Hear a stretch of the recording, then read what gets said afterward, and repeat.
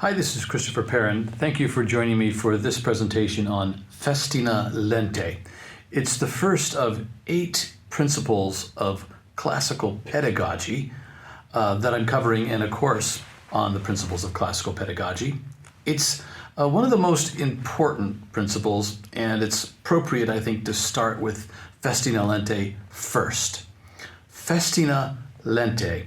It's a Latin phrase, and it simply means make haste slowly. Now, I'm sure you've thought about this idea in various forms before, but have you thought deeply about it in relationship to teaching? That's what we'll be looking at in this presentation when we think about Festīnā lentē, make haste slowly. But first, to just give it some context, we're talking about pedagogy in this lecture. Pedagogy is one important component of the classical tradition of education, but it's certainly not the only component. Looking at this puzzle, you'll see that there are many things that we, of course, could study when we think about something as huge and long and deep and large as the classical tradition of education. But in the middle of this puzzle, you see that piece pedagogy, and that's what we're focusing on in this course. Pedagogy, and particularly pedagogical principles that inform our practices, thinking first about the ideas that lead to teaching practices.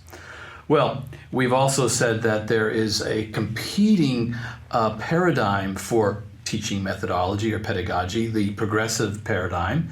And I would say from the beginning that I don't think that everything in progressive education and progressive theory of education is to be tossed out and dismissed from the very beginning. In fact, there are several good things that we should learn from progressive pedagogy and study.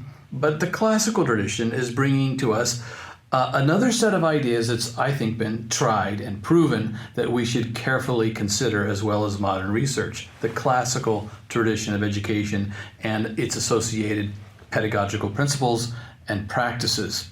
So